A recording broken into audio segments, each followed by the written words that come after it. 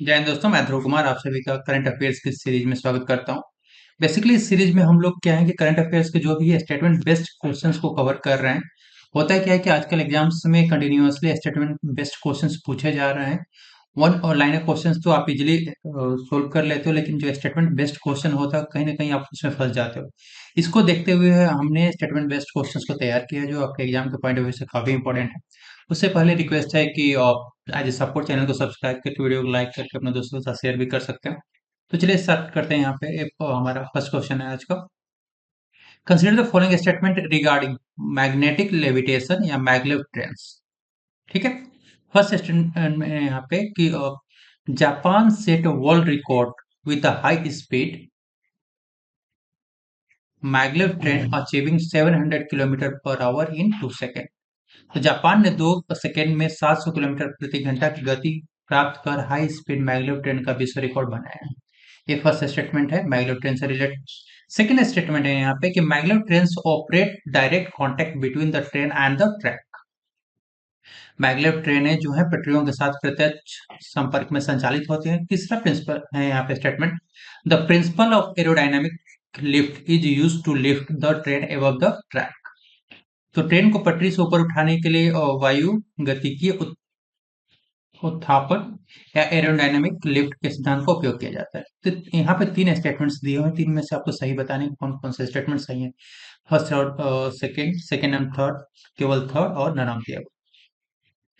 बताइए करंट का क्वेश्चन है, क्या आंसर होगा इसमें। सो आंसर है यहाँ पे फर्स्ट स्टेटमेंट देखते हैं। फर्स्ट स्टेटमेंट, तो ये जो वर्ल्ड रिकॉर्ड बना है कि 2 सेकेंड में 700 किलोमीटर प्रति घंटा का जो हाई स्पीड प्राप्त किया है, ये जापान ने नहीं किया है। ये जापान की मैगलेव ट्रेन नहीं है। जापान की नहीं है तो किसकी है? तो जापान की नहीं है तो ये चाइना ने किया है। ये अचीवमेंट चाइना ने। तो फर्स्ट स्टेटमेंट एक यहाँ पे इसलिए रॉन्ग होता है। सेकेंड स्टेटमेंट है यहाँ पर कि जो मैगलेव ट्रेन्स हैं operate direct contact between the train and track. Train और ट्रैक के बीच में डायरेक्ट कांटेक्ट होता है, लेकिन यहाँ पे डायरेक्ट नहीं होता है कांटेक्ट, विदाउट डायरेक्ट कांटेक्ट होता है। बिना डायरेक्ट कांटेक्ट किए हुए चलती है, विदाउट डायरेक्ट कांटेक्ट। तो इसलिए सेकंड स्टेटमेंट यहाँ भी रॉन्ग है। थर्ड स्टेटमेंट देखते हैं यहाँ पे कि किस प्रिंसिपल पर ये काम करता है। जो ट्रेन होती है ट्रैक के ऊपर, जो ट्रैक के ऊपर लिफ्ट होती है, ऊपर उड़ जाती है, तो उसके लिए कौन सा प्रिंसिपल यूज होता है? तो यहाँ पर मेंशन किया हुआ है principle of aerodynamic lift.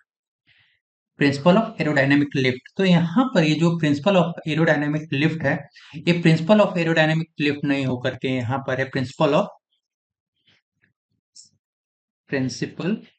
Of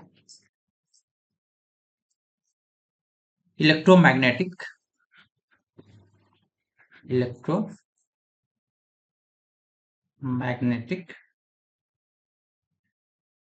repulsion repulsion. ठीक है। तो प्रिंसिपल ऑफ इलेक्ट्रोमैग्नेटिक रिपल्सन का जो सिद्धांत है उस पे आधारित एक टेक्नोलॉजी है। सो थर्ड स्टेटमेंट में यहाँ पे आपका रॉन्ग होता है। आंसर क्या हो जाएगा? करेक्ट पूछा है तो करेक्ट इसमें से तो कोई भी नहीं, तो आंसर आपका डी हो जाएगा, नन ऑफ द एबव। ठीक है। Consider the following statements. Consider the following statements. यहाँ पे दो स्टेटमेंट्स दिए हुए। India has emerge at the India has emerge at the world fourth largest economy with the GDP of 3.2 trillion overtaking Japan. Bharat 3.12 trillion dollar की GDP के साथ Japan को पीछे छोड़ते हुए विश्व की चौथी और सबसे बड़ी अर्थव्यवस्था बनकर उभरा है। ये पहला कथन है।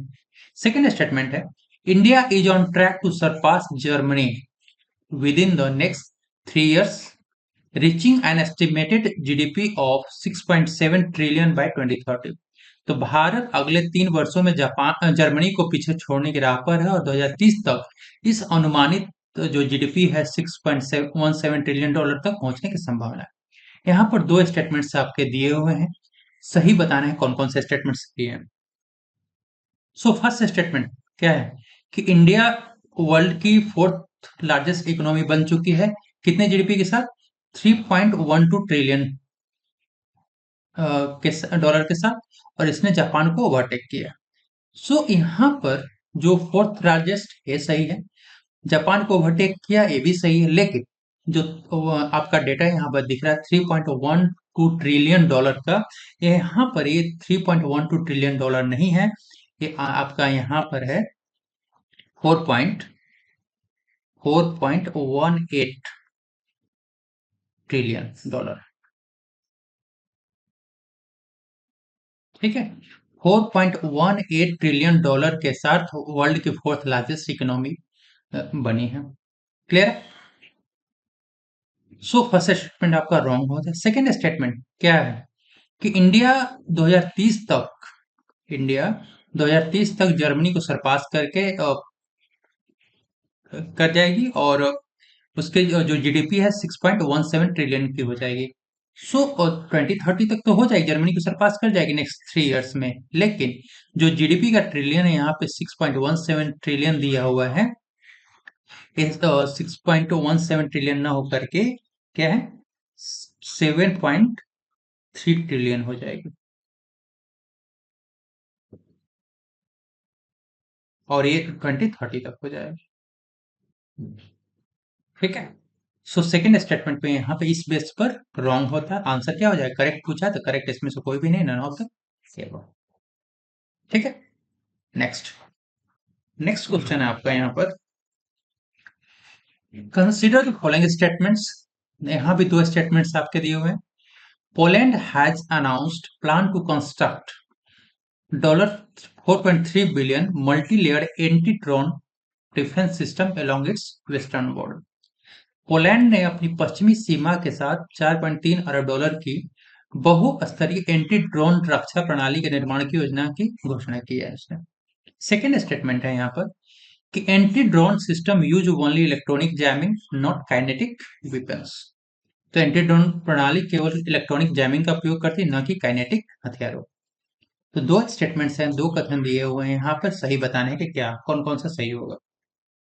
ठीक है, फर्स्ट स्टेटमेंट में देखते हैं कि पोलैंड ने अनाउंसमेंट किया है कि वो एक एंटी ड्रोन डिफेंस सिस्टम बनाएगा, लेकिन कितने पैसे में बनाएगा?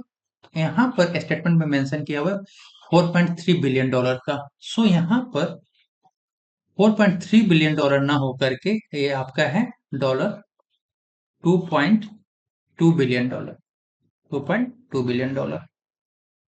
ठीक है, सेकेंड स्टेट, और हाँ इसी में और है यहाँ पे कि वेस्टर्न बॉर्डर वेस्टर्न बॉर्डर के साथ नहीं है, इसका अपना करेगी ईस्टर्न बॉर्डर के साथ, ईस्टर्न बॉर्डर के साथ।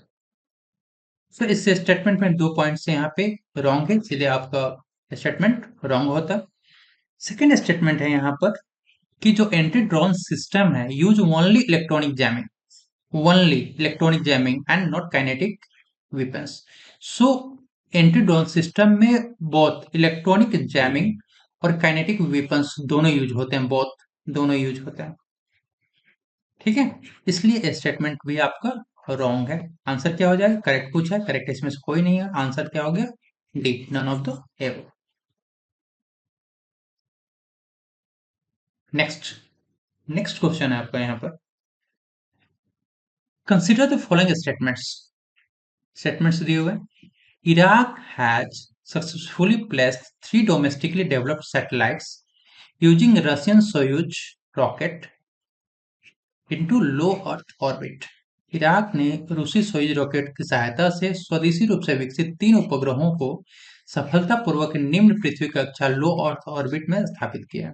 ये फर्स्ट स्टेटमेंट। सेकेंड स्टेटमेंट है, low earth orbit typically ranges from 320 kilometre to 5000 kilometre above the earth surface.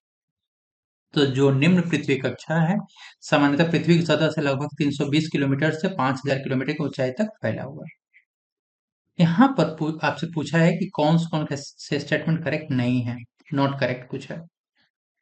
So first statement देखते हैं। फर्स्ट स्टेटमेंट है आपका यहाँ पर, सो इराक ने नहीं ये किया है ईरान के द्वारा। ईरान ईरान के द्वारा 3 डोमेस्टिक डेवलप्ड सैटेलाइट्स का प्रक्षेपण किया गया है, और रशियन सोयुज रॉकेट्स के हेल्प से उनको लो अर्थ ऑर्बिट्स में स्थापित किया गया। ये और जो रॉकेट्स हैं इनके 3 सैटेलाइट्स हैं बेसिकली, जो 3 सैटेलाइट्स हैं इनके, इनका नाम है पाया, पाया, जफर 2, जफर 2 और कोसर। ये सेकेंड यूनिट ऑफ कोसर है, जिसको रशियन सोयुज रॉकेट से भेजा गया है। सोयुज ये रसिया का, ठीक है, सोयुज रॉकेट से भेजा गया। सो फर्स्ट स्टेटमेंट यहाँ पे गलत है। सेकेंड स्टेटमेंट क्या है? सेकेंड स्टेटमेंट यहाँ पे कि low earth orbit typically ranges from 320 kilometre to 5000 kilometre above the earth surface. So low earth orbit क्या है कि अर्थ सरफेस से 320 से 5000 किलोमीटर तक का रेंज है उसका? नहीं, यहाँ पर जो है, जो रेंज है इसका लो अर्थ ऑर्बिट का 160 किलोमीटर से लेकर के 160 किलोमीटर से लेकर के 2000 किलोमीटर तक, से लेकर के 2000 किलोमीटर तक।